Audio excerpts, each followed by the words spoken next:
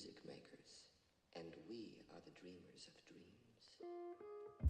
This week what we're going to be covering is grading the outside of that background we're putting in there, the window, to make sure that it matches our original plate that was shot on set with our actor in. We're going to adjust the highlights and get the colours matching nicely. Then we're going to look at the mirror that was reflecting the original sky, and obviously we're going to need to tweak that so it feels like it's reflecting our new sky that we're putting in. We're going to add a nice glow around the window so it feels like our new background is kind of light wrapping and glowing slightly into that carriage, and that adds kind of a really cool look to it as well. Then we're going to fix any despill that we spot from our original green screen. Any light that's bounced off that green screen that was outside the window just needs to be removed from any bits that we're keeping of the foreground. Then we're going to add some grain and get our grain matching to the shot that happened on set there. Obviously our background was shot with a different camera, so we need to make sure that the two kind of are in the same world and look like they were shot with the exact same camera. And then we're going to add some camera shake as if this thing was a moving train. This train wasn't moving on set, so we need to add that to make it feel a bit more real. And then what we're going to do is add lens scratches and stuff like that to really help finish off and sell the shot. Enjoy this week.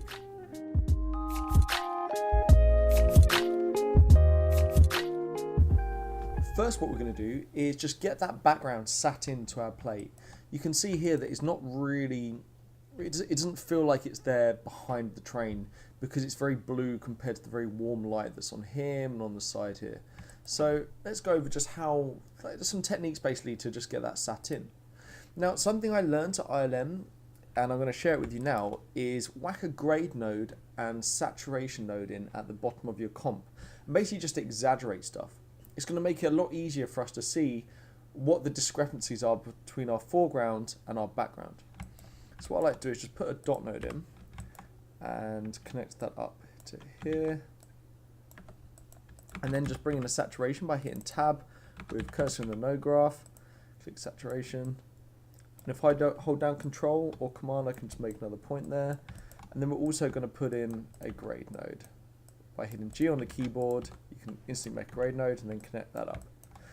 Now what I like to do is go to saturation and put like 4 in here. Now this is actually a technique that lots of companies use to tech check their work after you've completed your shot. It'll then be sent to the VFX soup or the 2D soup, and I'll then do exactly this really just to see if these two things feel like they're really sat together, and you can see here that they're really not. Then the other thing I like to do is just bring my grade up, and you can go down as well, and this is just to spot the black levels. Again, you can just check to see if, can you see how blue that is compared to here, that the dark black area there compared to here. So we're going to have to do some grades there as well. You can also nudge this down and you can see if the brightness, so you can see there that the sky here is actually darker than the reflection of the sky on him. And you can see up here that we've got an issue where the reflection of the mirror there is pretty bright compared to this. So those are the issues we've got, and that's why this isn't sat in. Lots of people could look at this and say that it isn't sat in very well, but it's your job as a professional compositor, and this is why you get paid, because you go, oh, okay, I know why this doesn't look real, and here's what I'm going to do to go about fixing this. And the reason I love these two things is it exaggerates it so much that it's just, even if you're having a bit of an off day, it's incredibly clear, oh yeah, look, that's very blue compared to this. So what we're going to do, well, let's put a grade node in. We can do it before or after our transforms, but I'm going to do it before. So let's put a grade node in. And we're going to first look at the saturation one, like this. Now you can see there, it's incredibly blue, right? So if I hold down Control or Command with our grade node properties and just click on this color wheel, it's then going to pop up with this. Now, if you've never opened this up before, it's probably going to look like this. I really like the TMI bit to adjust my colors. These all adjust, basically, each free bit adjusts its own stuff. So like if I do this, you can see there that it's adjusting these two as well. So you can adjust the colors in one of these kind of free ways, really. So I want to take some blue out of this. So I'm going to drag this up here. You can see now it should bring that in. Now that's already helping, right? That's already feeling way better. Let's go a bit further. Like that. So now you can see we've got a bit orange outside. like that. So let's go down now and just view it without our saturation, because obviously we've been boosting stuff up. And you can see already that's helping, right? You can already see that's just helping sit that in there quite nicely. Now, I think if we go to the grade and bring this down, this grade here that we're viewing, you can see there, let's look at the brightness now. So we've got the brightness on him, and you can see it's too dark outside. So let's do control again. And the I bit is basically the value or the brightness. So we can bring this up, and you can see it's going to get brighter. And I want to bring it up a lot, right? So that it starts feeling like it's sat in. Now that's probably way too bright. But let's try that. That's feeling better. Maybe a little bit too bright there. I feel like it's probably way too bright. So let's drag this down as well. You can do the same thing here. Ah, yeah, look, that's way too bright. So let's bring that down. This. Then we probably want to put a bit more orange in. Do a little bit more maybe. And that's feeling a bit too green out there as well. So maybe I'll just put a little bit of purple in. Now again, it really is trial and error this. And this is the questions I'm asking myself outside. I'm just trying stuff out, going back down the bottom and flicking between. Now that's looking already way better. You can see there that now the brightness feels like it's matching, and the color as well. Let's go down and check that saturation again. So yeah, that's feeling a bit nice. It's feeling like it should be a bit more orange outside maybe. So let's go a bit more. And that's going a bit yellow. Can you see? So, and that's the green bit there. So let's do this, and it's going to bring this circle around towards orange. A bit too much. That may do it. Let's have a look. So yeah, that's not too bad. Maybe a bit too purple. So let's bring this back. And then I like to kind of just check it without anything. And you can just go really extreme if you want. You can go really green and then bring it back until you feel like it's just sat in. Maybe a bit brighter. Actually, it's a bit too bright maybe. There you go. So there you go. That's looking way better, right? Now what we've got to think about is contrast. So whenever it comes to contrast, that's your gamma. If I gamma down, then it's going to get more contrasty. If I gamma up, it's going to get less contrasty. So again, what I like to do is just look at the grade again. And you can see it's quite contrasty in here. You can see here the black levels are very dark here compared to the bright bit here, whereas this kind of feels all the same. So we're going to just drag that down a little bit. Now you notice as well that as we gamma down, it's actually darkening our image, right? So what you generally get in the industry is you'll gamma down and gain up. And what that means is you just kind of gamma down and then you'll gain up to compensate. Because again, we like that brightness, but we just want it to be more contrasty. So that's feeling quite nice now. We can go back. Whoa, that's way too much, right? You can see there that that doesn't look too bad, and then we go here and it looks crazy. So let's bring this down, up maybe, just the gamma.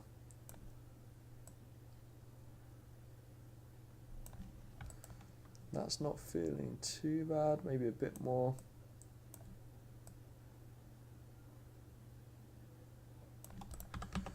There you go, that's feeling okay. So let's check that saturation again. Wow, it's gone very yellow out there. So maybe we need to just bring that back. Just a touch. There you go, that's feeling quite nice, isn't it? So you can see now those adjustments we've made. So that's what we had before, and that's what we've got now. And that's really just helping that stuff sit in. I mean, even the grass is feeling nice. It's kind of green now, and we're getting that detail in there. So that's something to think about, right? You always want to make sure that you're doing this stuff. At the bottom of your script, you've got your saturation node in there to match your colors. And you've got that gain to match the black levels and the contrast. And then whenever it comes to a grade, you want to make sure your gain is, and you control click that color wheel to get your color in there. Adjust the I bit to your brightness. And then what you can do, if you've got to add contrast or remove contrast, that's your gamma. Gamma down, it increases contrast, but it's obviously going to get darker as an image. Gain up, and it's going to reduce the contrast in the image, but it's going to get brighter, so you need to gain or multiply down to compensate. So there we go. That's our matched in background. Now you may want to do a few more tweaks. I feel like it's maybe a little bit too bright out there, so maybe I'd need to just bring that down a touch. But this is the thing, you can always be mucking around with this stuff, but the most important thing is you've just got it feeling right. and the saturation and gain at the bottom of your Nuke script will really help you do that. Now, a quick tip that I forgot to mention in the grading video is black points. Now, you can see here that this black area out here is actually darker than, well, anything that's in here. You'd expect it to not be that. You're going to get a bit of atmosphere in between the environment here, and this is going to be more lifted than here. So what I want to do is just put a bit of a lift in this bit here. Now, that's going to probably be extreme, so we can just bring that down. But you'll feel like it's just sat in a bit better if you add a slight amount of lift to the image. And again, that's going to brighten it, so you may want to adjust down that multiply. But it's just going to help sit it in way better than keeping it as is. So if I put 0 back in here, you can see it just feels a little too black. And that just helps it really sit in. You can see the image there. So give that a go as well. Apologies, I forgot to, I kind of just spotted it afterwards. But yeah, love to see that in your comps as well.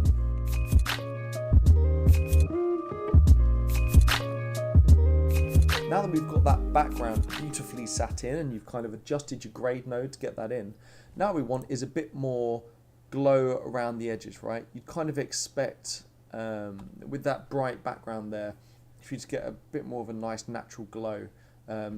Bit of light wrap really just over the window, so it feels like the light's kind of really coming into this carriage. Now here's a great technique for this. We use this on transformers at RLM, and I've used it at loads of places just to get that really nice satin edge. So what you do is we've got our background up here, and I'm going to adjust our backdrop slightly just so it encompasses everything that's adjusting that background. There you go. Now make a dot node so that we've got our background here like this just before it goes into the merge. And what you want to do is take the alpha that you've created from your key or roto and grade that.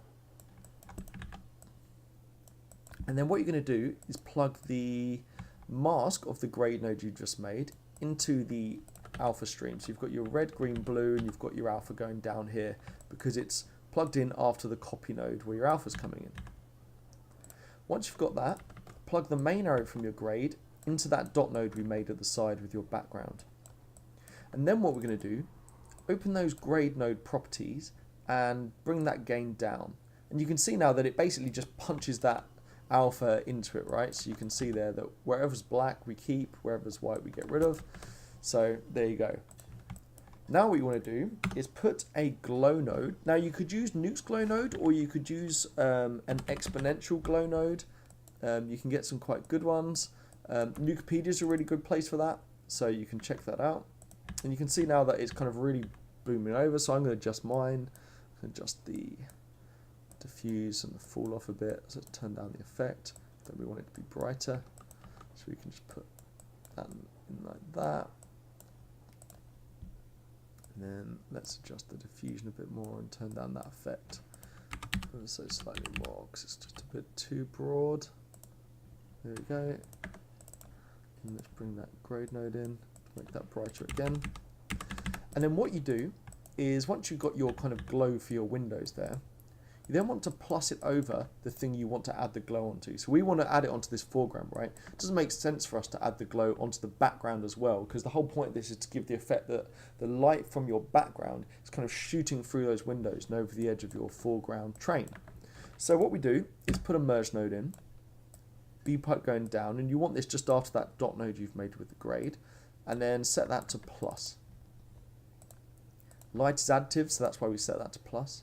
Now, when we do a pre-multiply, you can see we get this weird result. Can you see that now? Whereas before, we were getting this nice cutout.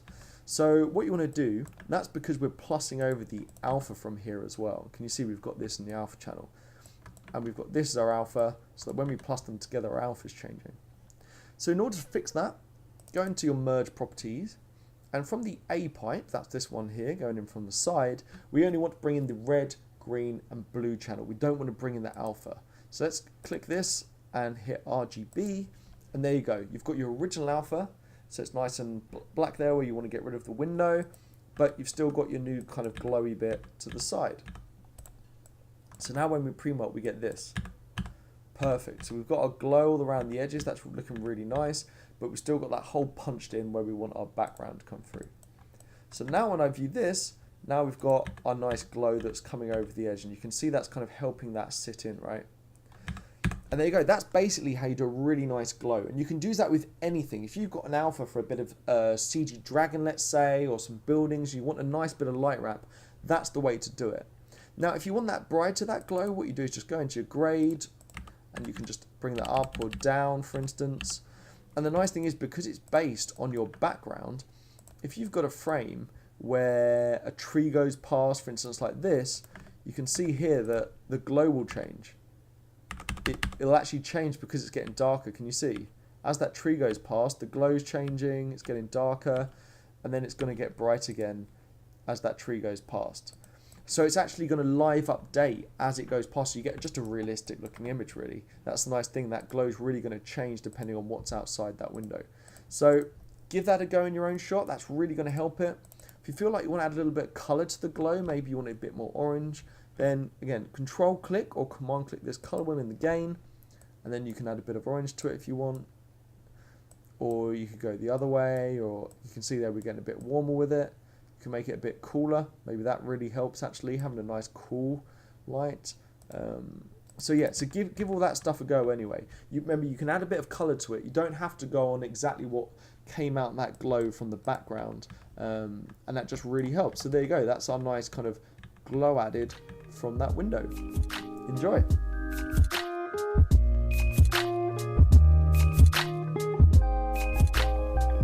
Now, for those of you who've been using that saturation technique at the bottom of our Nuke script here to kind of push our colours so we can see them more clearly, you may have noticed that we've got a bit of despill actually coming from that green screen that we had in the original shot. You can see here where we had that green screen, when we whack the saturation up, you can actually see that within the reflection and on some of the edges. Now that's going to be an issue obviously, because the outside is a bit orange or more neutral, as you can see here in some of these reflections, and we've got this kind of like really green edge. So how can we actually fix that within our shot?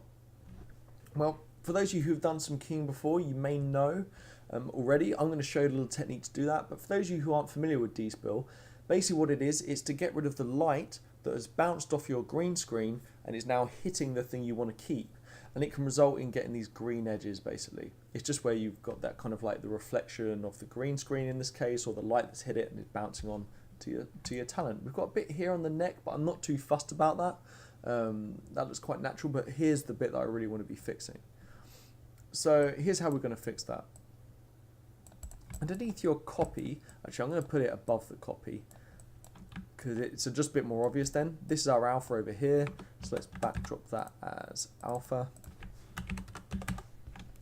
I like to make this really obvious, because if you're doing late nights on a project, you want this stuff to be nice, big and italic, because you don't know who's going to pick it up, and maybe they're a bit knackered, or maybe you're a bit knackered and you don't know where stuff is in your own script. So we've got that, and then let's get to removing that stuff then. So what we want to do is firstly just basically roto the area we want to remove that green from. And you can be quite liberal with this. You can kind of be a bit more vague with it. So you've got a bit up there as well. So I'm going to do that. This, then we're going to go around here like that. We've got a bit of green here, but I think that's probably just natural. I don't think that, the green screen's so far away from this bit that I don't think that could be due to that. And we didn't have the green screen the other side of this train, so I know that it's not from that. So once you've got that, you maybe want to just blur it a little bit so you get a nice fall off. And then what you want to do is put a key light node in, and you're going to just leave your roto to the side for now. That's completely fine over there. Put your key light node in and view that. Now, because we want to get rid of the green color, again, let's have a look at that saturation node at the bottom. We're going to put 1 in the green channel. And you can see now it's completely removed the green. Can you see? And that looks pretty good, right? It's kept him intact. We've removed a bit of green on him. Actually, you know what? That's not too bad getting rid of that. Although it's changing the color of the... Can you see it's changing the color of the chair here? So that's probably a little too much on there. And it's removing this green color and over here as well. And I kind of quite like that. I want to keep that. So what you want to do, if you want to just remove the green from this edge, from our roto area that we've selected, you want to whack key mix in, like this, and have your B pipe going down. So we just whacked a key light to the side. Now B pipe going down, A pipe into your key light. Then you can take this plug that was connected to that and plug that into there. And then it's going to do nothing for now. You can see there that it's looking the same as our original. But then what you want to do is plug the mask into your roto. And you can see now we've got, it's really kind of removed it, right? And then the nice thing is here, you can adjust this if you want to change the mix. So you can change the amount. Maybe you think that's way too strong, right? So you can really adjust this down. And I'd also potentially do a bit of a feather on our roto. A blur is great because it's going to feather the edge all the way around, but maybe I just want to feather these edges, right? I can do different feathers depending on the area. So what I mean by that is if I bring my road shape up and I hold down Control or Command and select the points I want first, hold down Control and drag out, you can see now that I can get a nice feather going on. And that's just going to make it feel more natural with that fall off. There you go, and let's bring this one up as well, like this. You can see now I've got a really nice feather going on, so hopefully that feels a bit more natural. So let's have a look down here at our saturation again, and see what we've got. And again, you don't want to remove anything that you know isn't green screen, right? So again, I'm very careful not to remove too much of this color over here. So I may want to kind of ease off this side. Can you see? We've definitely got green here that's good, that's removed. But we've removed maybe a bit too much this side on the chair. So what I'd want to do is bring that back, and then let's just adjust this roto in. Like this. Now, if this train was moving around quite a lot, then what I'd want to do is put a tracker in. So you can see here that it's not really moving. But if this was moving, I wanted that roto to stick.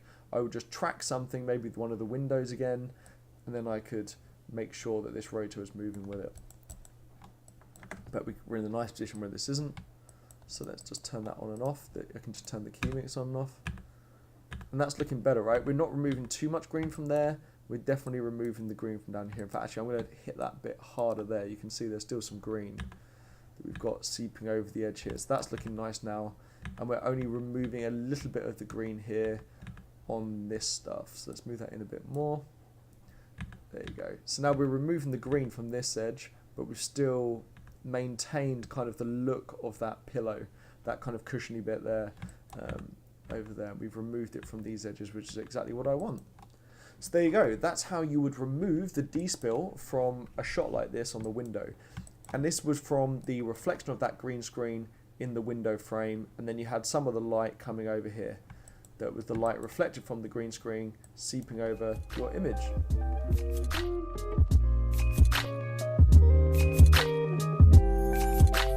So we've got our de-spilled image there, and we've beautifully removed that green reflection from the edge here of the window. Now the issue we've got is it's very apparent that that mirror is way too bright for the sky, right? It just looks a bit weird. So what we're going to do is go in and fix that and match it to the sky. Using the grade nose down here just to check that that all feels right, and then actually using luminance keys to make a matte and grade it. So let's go in and do it. Okay, so what I'm going to do is give ourselves a bit more room to play with here. Bring this down, make a little dot node here. We can plug this into here now. There you go, and that helps that sit in. Okay, cool. And okay, so now what we want to do is adjust this mirror lens. So I'm going to make another dot node further up, and we can actually backdrop this as well.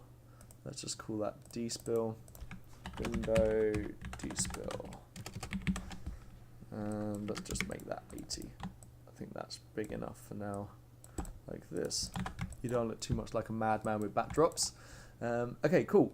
So now what I could do, how do I make a map for that, right? I could roto this, as you know, but it's going to take a while. So what I want to do, because that's quite a bright area compared to the dark area around it, I'm going to use a luminance key. So what you want to do is hit tab again and type Kia. Not luminance Kia, just Kia for now, and that's completely fine. And you can see here the operation is set to luminance key already, so it's all ready to go. So let's plug that into our background, and we can view that. And you'll notice nothing changes from the original. that's because it's just going to put that alpha within the alpha channel. It's not going to do anything to your color channels, your red, green, or blue. So let's view the alpha, because that's the only thing we care about. We're just trying to create a matte.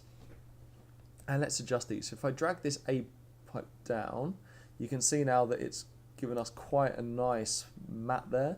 And then we can do this one to get things a bit brighter. It's going to muck up your edge though. So can you see how this got the nice fall off inbuilt? If I go like this, it starts getting a bit clamped and very kind of sharp edges. So I'm probably going to keep it like that. And then the issue we've got is, well, the outside was bright as well, and the highlights on him were bright. So it's basically making a matte for all those areas as well. So what you want to do then is tell Nuke, okay, only keep this area. So let's make a roto node and draw around that. So we want that bit. And then hit M on the keyboard to make a merge node. And B pipe goes down into your luminance key. And A pipe goes into your roto.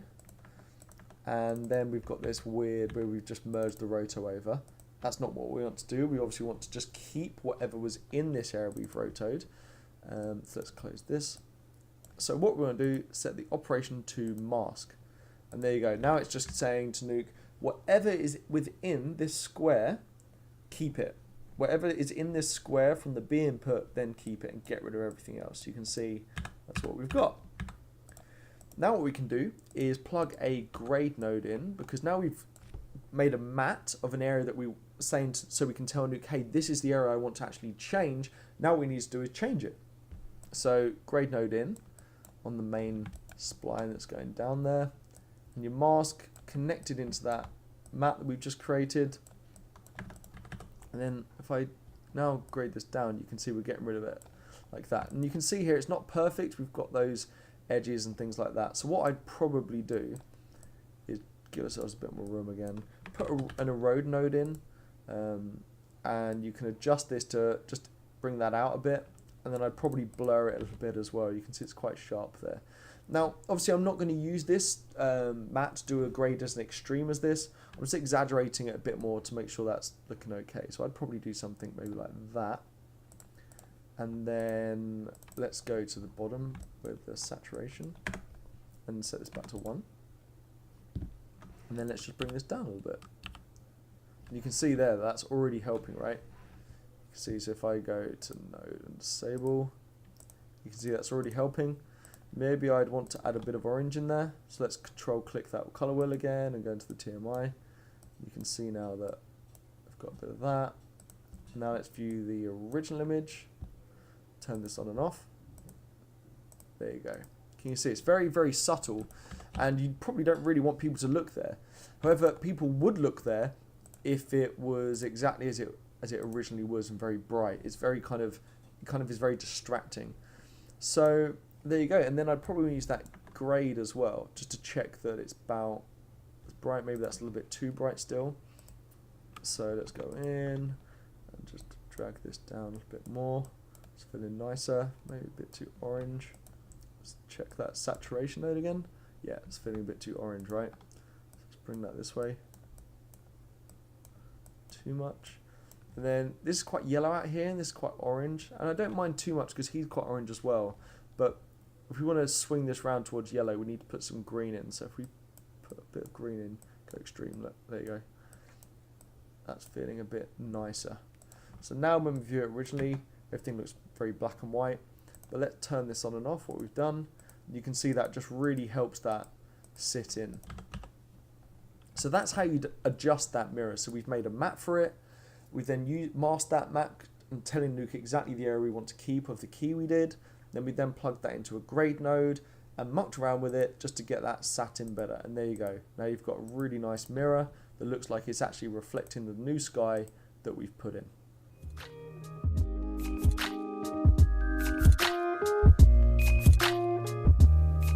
The next problem we need to fix with this shot is the fact that our foreground here, the train shot, and our background, well, they were shot with two different cameras. On the day of the shoot, we had a nice C300 Canon camera with a nice kind of like Zeiss prime lens, and that's around kind of like 20-30 grand's worth of kit. And this here is me with my Canon 550D, which is about £400, and I was kind of like shooting out of a train window. So and that's fine. Again, we've got it nicely sat in, and you can do all this stuff absolutely fine. However, the grain's obviously going to be different. So the grain on this image here will be different to the grain on this image. It won't be better or worse grain, it's just going to be different because it was two different cameras. So what we need to do this lesson is actually get the grain from this to match the grain from our nice plate. You always want to match your grain to the plate that was shot on set. When anything, so if you've got like a bit of CG or smoke you're putting in, then you want to match that grain to the stuff that was actually shot. Now, in order to do this, we want to take our black plate, so I'm just going to copy that and paste it to the side, and we want to denoise this. So let's put a denoise node in. Now, a little tip, if you're doing any denoising, is whack a log to lin node in there, and just flip that round. So we've got a linear image, we want to flip it into log, and then do your denoise. So our denoise is kicking up a fuss because it's the input region, that's this bit down here. Drag that onto a nice flat area. I'm going to go for there. You could also go here, by the way. I think actually I'm going to try there. And then what you want to do is, let's close these, is then put another log to lin node in. And there you go. So now you've got your original image, but your denoise in between, so we can turn that on and off, and you can see we've removed the noise there. And that's going to do a way better result in log space than linear space. That's what we found anyway on a few shows. One of them was Ready Player One, and then we've got a few others that I've done this on. So that's not looking too bad. Again, I'm not too fussed. This can be a fairly rushed denoise. What I generally do is just check like hair details, because it's removing a few nice details there on his eyelashes. So maybe I'd actually want to reduce that a little bit. But again, I'm not too fussed, simply because we're just using this to actually make the grain. And then we'll be applying that to the background. So this denoise isn't going to get used for anything within our comp. Okay, cool. So once you've got that, then what we want to do is hit tab and type checkerboard. And then we're going to be given this. Then what you want to do is turn the center line width down, I believe it is. There you go. And that's just going to remove that yellow line. And then make the size a bit bigger. Like this. I like to just get the edges lined up. There you go. And then we want to shuffle this, any channel, red, green or blue, into the alpha. And we can view that. And then we got this. Now, what we want to do is make this black and this pure white. So put a grade in, set it to alpha. Control or command click on the black point bit here, and then control click on whatever you want to turn to black to 0. And then do the same with the white point and select that. So now we've got this black and white checkerboard, which is perfect, because what we're going to do is use this to see the grain, as you'll see in a minute. So if we put a key mix in now, B pipe into denoised, and make a dot node to the side, A pipe goes into there, and we can put that in there, and that goes into our mask. So A pipe into your original plate, B pipe goes into your denoise, and then the mask arrow goes into this nice checkerboard mask we just made, and then you can view that. Now what you'll notice, if I now gamma down and gain up, you'll probably see, can you see here how we've got this kind of like checkerboard part here and non-checkerboard? Can you see that? So this is the original grained image, and this is obviously the denoised image. You can see that. So what we want to do now is hit tab and put a grain node in, and it's going to come at an issue because it's asking for an alpha. And that's just because we've got this ticked. There you go. So now it's very obvious, right, to see our grain. There you go. So now it's doing that for the whole image at the moment. So what I like to do is, you'd expect there to be more grain in the darker areas and less grain in the brighter areas. So what I like to do is make a luminance key again. So hit tab, type keyer. I'm going to put a dot node in there. And then we're going to copy this alpha in. So hit tab, type copy, B pipe goes down, and A pipe goes into the side there. Let's put in a nice dot node. And now what we can do is actually turn on that apply for alpha. It won't kick up a fuss because we're generating an alpha here. Now, wherever's white in this alpha, it's going to put more grain into it. So at the moment, the bright areas, right, are going to go white. But that's not what we want. With grain, you want it in the dark areas more than the bright areas. So we're going to invert this by hitting this button here. And now you can see it's going to put very little grain in the bright areas and more in the dark. So we can view this now. You can see we've got more grain here, not that much grain up in the sky. So let's go back now. Now, in order to match this, view your grade node at the bottom where I've just kind of increased the contrast there so I can see it a bit more clearly, and hit R on the keyboard. And there you go. Now we can see our grain here and the original grain, right? You can actually see that, and you can see that on him as well.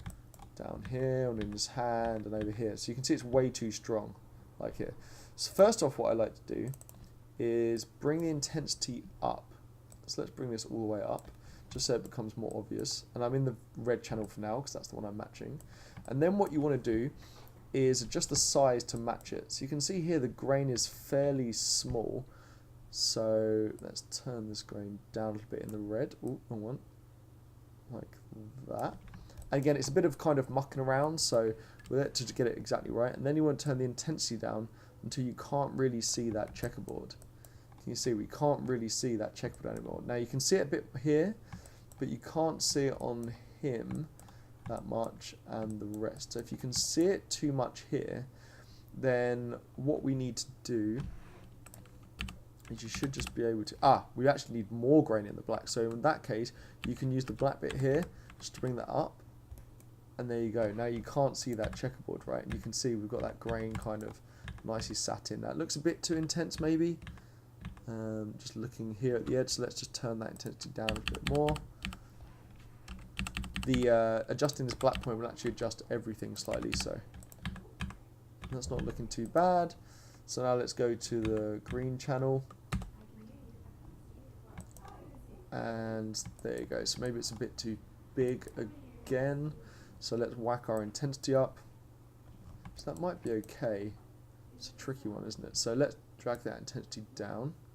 And again, what you'd maybe want to do as well is just play this through, so you could have this on the run. Cache it through and just see if the grain feels more natural when you're viewing this. But because it takes so long to cache, I'm not going to do that now. It's just the size, and drag this down till that's just sat in there again. There you go, that's not feeling too bad. Again, we've got this grain issue where there's too much in the green. So what I'd maybe want to do is bring this down a little further and then just put some in there and just be adjusting that and nudging that ever so slightly. It's not feeling too bad. And then let's go to the blue and do the same. So intensity up, match that size. Let's find a good bit maybe on him there. Actually, that's not looking too bad. Intensity down, until feels like we're sat in. It's looking pretty good. And then again, I feel like we've got that same, not enough grain, can you see, in this area here. So let's put 0.1 in the black bit of the blue and just nudge that down slightly until that feels like it's sat in. So there you go. Now you've got your grain kind of sat in there. Now, this is our grain profile. If you're working for a company on a big film, someone will have already generally made a grain profile for the camera, and you can kind of put it in and just have to nudge it slightly. Although saying though, other shows they won't have that, and this technique is perfect.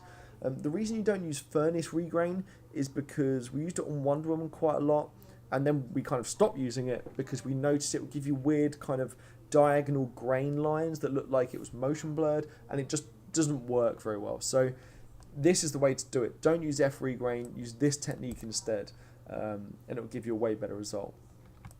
So now we've got our grain profile. We want to copy the luminance key and the copy and the grain, and the grain.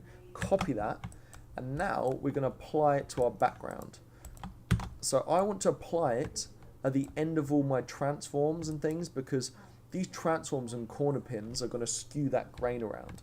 We don't want that. We want the grain to be exactly the same. So let's put it down here and view that. And there you go. Straight away, we've got our grain in there. You can see it's adjusting all our channels. However, at the moment, we've got double grain.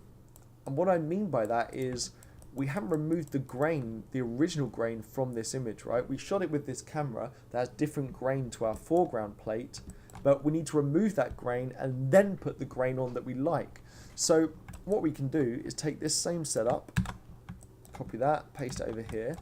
Now we will need to adjust the denoise node because obviously it's a different camera now that it's going to be denoising. So if I view that, let's just let it think about it for a bit, and then adjust this again to a nice flat area. Maybe over here or in the sky is quite a good one. And you can just turn this on and off again to make sure it's definitely removing the grain. It's doing quite a good job there. And then you've got your grain, your original grain going on that you've actually just matched from your plate.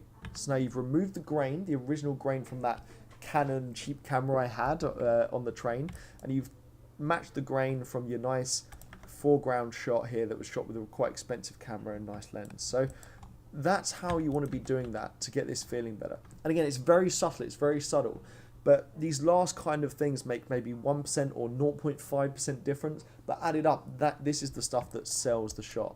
And there you go, now you've got your nice grained element there, and it all feels like it's kind of feeling like it's getting hit by the same grain. So check that out, get that in your own project, and I look forward to seeing them.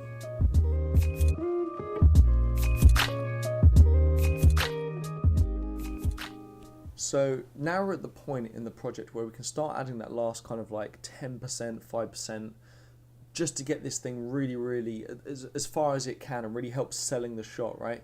We've kind of done all that stuff where we've matched everything and got the mirror looking great. This stuff you do at the end once you've done all that, again, it just makes the shot look really cool. So what we're going to do is we're going to go over to how to add lens dirt and things into your shot just to help sell the bloom and stuff like that.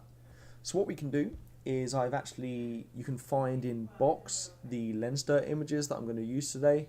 So you can find those yourself. I'm going to bring them in, so let me quickly grab those. And there's 3 in there. What I did, by the way, to find these is I just Google image lens dirt, and I picked the big ones that kind of came up. Again, you can use these 3 or use them any ones yourself. So let's bring those in. And what I generally say is try and have a folder on your computer that has nice lens dirt in. If you work for a company, they'll generally have kind of a folder themselves. They've got a load of this reference stuff that they've shot themselves or bought themselves. But again, if you haven't got any yet, make these 3 your first and just keep adding to this stuff. So we've got some really nice lens dirt here. We've got some kind of like scratches on the lens and some stuff there. This is kind of a bit of a weird one. I actually quite like this one. I'll only add it to some things, but that's kind of cool. And then we've got some other scratches here. So how do you want to do this then? Well, what you want to do is dot node in, and you're going to apply this to your whole image. This is why it really helps it, because you'll get this nice lens dirt effect across the foreground and the background we've put in. So it just helps sit everything in together. So what we're going to do is take our kind of comp there and blur it. So hit B on the keyboard and plug that in, and we're going to blur it a lot. So like, I don't know, 1,000, but I'm going to let's try 700 for now. There you go. And you can see we've got the kind of, obviously this is the bright window that's blurred, and then this is the darker area. So we take that and we want to shuffle a color channel of this into all of the color channels. So you can see now we've got a black and white image. We just want to remove all of the color from the original scratched image and do that. Now what you want to do is put a merge node in, so hit M on your keyboard and multiply the 2 together. So you're multiplying that by that. So let's to multiply and view that.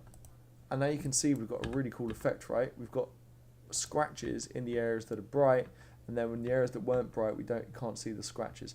And this is really weird. This is really odd, by the way. So I obviously had learned about this, and I was adding it to my comps.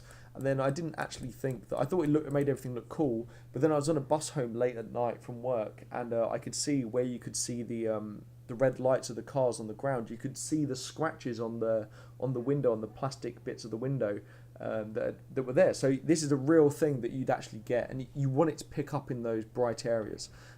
So once you've got that, you would then plus that over your comp. And you can see it's very subtle, but can you see now we've got these really nice scratch effects going on over your comp. Can you see we've got these bits down here, you've got this stuff up here, you've got these nice little effects, and you'll notice this, by the way. Watch like any J.J. Abrams film where there's those kind of like lasers and stuff like that. Actually, Solo, the Han Solo film, what pause on like a frame where there's a laser? This is what they've done. In fact, I know this is what they've done because I'm friends with a few people that worked on it.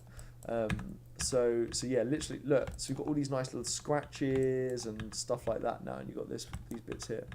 But the fun doesn't stop there. So what you can do is, on a film, you don't want to kind of just keep using the same lens dirt, right? Because it's really easily recognizable. So what you can do is take another one, copy your shuffle, and then put a merge in and just plus these together. You could set it to max actually as well, but I'm going to set it to plus. And you can see now we've overlapped the two. So we've got these scratches now on top. So now when I go over here, we're probably going to have a few. You can see some of the scratches coming through.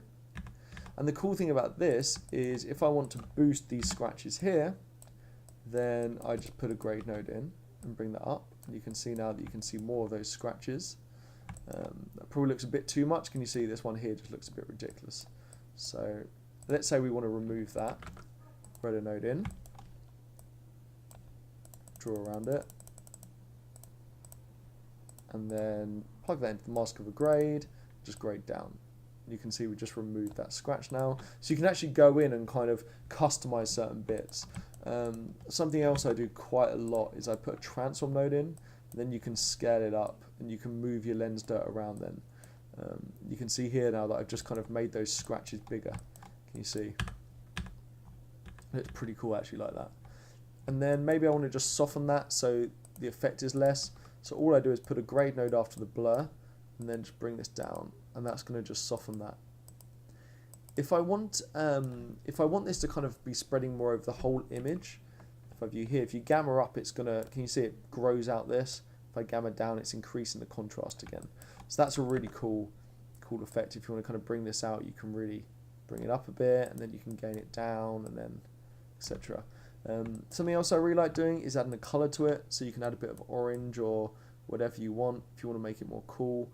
Although obviously it's a blur of the actual image itself, so it will be picking up a lot of the colors from that. But there you go. Now you've got some really nice scratches. Can you see? And they're very subtle. You can even go a bit subtle with that. Again, you want to play it on the move. You don't want them to be distracting, and you don't really want people to notice that they're there, but you want it to be one of those things that people notice when it's gone, but don't notice when it's there. And there you go. So that's how you add a really nice lens scratches and lens dirt to your image. And you want to put that at the bottom of a comp generally, so that it goes over everything. It can look a bit odd if you've got scratches over a window bit and not over the foreground, because obviously it's on the lens that's actually shot this thing. So it just goes over everything. And there you go. And you can play around with this. You can move it around and scale it and do whatever you want in regards to that. The only other thing I'd say is you've got this huge bounding box here now. And that's just because the format we've got going on here is so big. So you could either reformat this bit, and there you've got that. Now it won't do it. Can you see it's now 1080, so maintain the same. The blur's obviously causing the issue here. So you put a crop node in. There you go, and that crops that. And then you'd be good like that. Or what you could do is you could go here and just set this to B. And there you go, that's going to bring in whatever was your bounding box above. And that's pretty useful as well. So any one of those techniques, it's just great not to have that huge bounding box. It can really slow your nuke down if you've got a bounding box like this. So set that to B and you'd be good. So that's how you add lens scratches to your comp.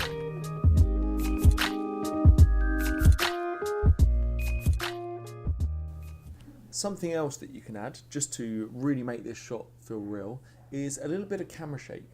Reason being, because you want this to feel like a moving train. When we were shooting on this train, it was just a stationary one. As you can see with my mate Tim outside the window there, this train is not moving, right? And there's no movement on any of this as if it was shaking around or anything like that. So it'd be great if we could add that to everything. Because if the camera was sat on it, that would be moving around as well.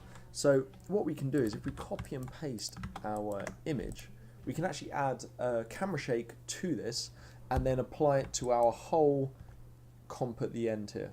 In fact, actually, you'd want it before the lens dirt, because obviously the lens dirt would move with the camera. So you'd want to apply it to this bit here, so your lens dirt isn't shaking around, because that would feel a bit weird. So what I like to do is, if you put a camera shake node in here, it's going to take a long time for it to cache, simply because it's got to do all of this stuff before it can calculate how this thing's going to move. So what you can do is just copy that and paste it over here, and now whack a camera shake node in like this, and then what you're going to do is you should get, now what is that doing? Let's have a look. It's just that thing moving. Perfect. So what you can then do is just play that through, and you actually may want to open like a fresh nuke for this as well. That can sometimes help. And you can see now we've got our camera shake there. I could keep adjusting it a bit more. So again, we can adjust if we want it to shake loads. You may not want this motion blur. If you don't want the blur, you can just turn the shutter down.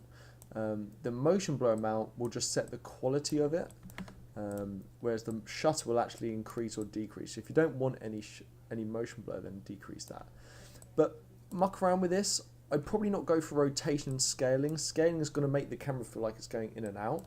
Rotation will make it feel like it's rotating around a little bit, which may feel a bit odd. Frequency is generally the one, and amplitude that you want for this, because you want it to be moving around, and this is just saying how much. Do you want it to be moving around lots so that it really feels like it's shaking around, or do you want it to be doing it very little but big movements? So what we generally want for this is kind of like a nice small amplitude, because it's just shaking on a train, and then adjust the frequency up and basically watch that through.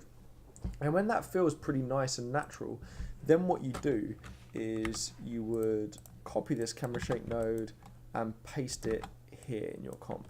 And what that is then going to do is it's actually going to apply it to everything except your lens dirt, because the lens dirt is obviously the camera, right? That's on your lens. So now you're going to get this stuff moving around nicely. Have I mucked up something up here? Let's have a look.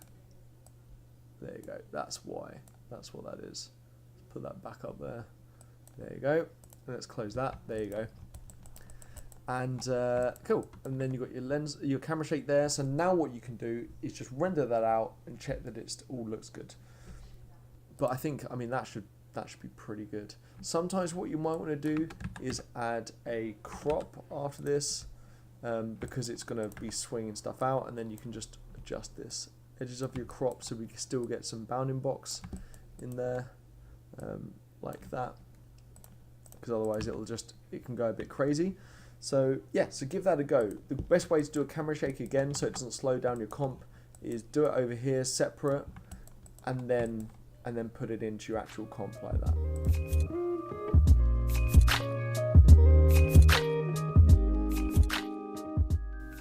So we've got in our camera shake there, and as I was saying, we've got this kind of motion blur bit here, and we're always going to get a bit of motion blur no matter what we kind of set this to, unless the shutter's 0, which I don't want. So what you want to do is, that's going to affect our grain basically. It's going to motion blur the grain, and you never get in motion blurred grain in the real world because the camera sensor is the grain bit, right? And that's not the motion. That's not going to ever be motion blurred. So what can we do then about this? Because at the moment we've got this grain up here that we're putting over our background, and we've got the grain obviously from this, and those are both going to be blurred and not feel real. So what you want to do is, whenever you're doing any camera shake on anything, you always want to make sure you're graining afterwards. However, first what we need to do is remove the grain from both the images. We've already moved it from this one up here, so we just need to remove it from this one. The reason being, because again, it's that double grain issue, right? You can't have your camera kind of like motion blurred grain going on and then put grain over the top. It's going to feel weird. So let's take our denoise we did up here and put that over here. So we've now got our denoised image. Perfect. And then what we're going to do is, we've obviously got our denoise bit up here, but we want to take the grain and just copy that and delete it from there. So now we've got our, everything should be denoised. Beautiful, so everything's denoised there. And then you've got your camera shake, so that's going to happen. That's going to cause any kind of motion blurring that's going to happen within that node. And then you want to paste your grain over the lens dirt as well, because obviously the lens dirt is on the lens, so that isn't the sensor yet. And then paste that in, and then plug this right at the bottom of your script. And this is the last thing that should be there. You never really want to have anything else, unless maybe a crop, for instance. But then that's going to make sure that it just adds that grain over everything now. So we've backdropped that. Call this grain. And now we don't need to worry at all about any motion blur grain, right? Because everything's happening before this, and then we whack our grain at the end. We've removed the original grain from both images, so we don't need to worry about that smearing and double grain issue. And then you could write out from here your final comp of your shot. So I hope you enjoyed the lessons. Your homework for this week is to, well, as you know, finish off this shot and get it as cool as you can, really. Feel free to do any grades at the bottom of the script itself as well. If you want to make everything orange, a little bit more orange, a bit more warm, then put a grade in just before or just after the camera shake or the lens scratches even, and you can grade and adjust the overall shot as well, as if you were kind of bringing a photo into Photoshop. So I want to see some nice lens scratches in there, get a few bonus points as well if you kind of like go out and find your own lens dirt and lens scratches, maybe some fingerprints on the lens could look quite cool. I want to see that grade and saturation node at the bottom of your script to make sure you're kind of adjusting and seeing those colors more obviously. I want to see the kind of the nice glows that you've got. Again, search out on Nukepedia for an exponential glow node. They're pretty good to have just in your arsenal. And then getting those highlights and the contrast from your outside to match the inside. And that's going to be the trickiest thing for you to get right. So give that a go, and I look forward to seeing your results.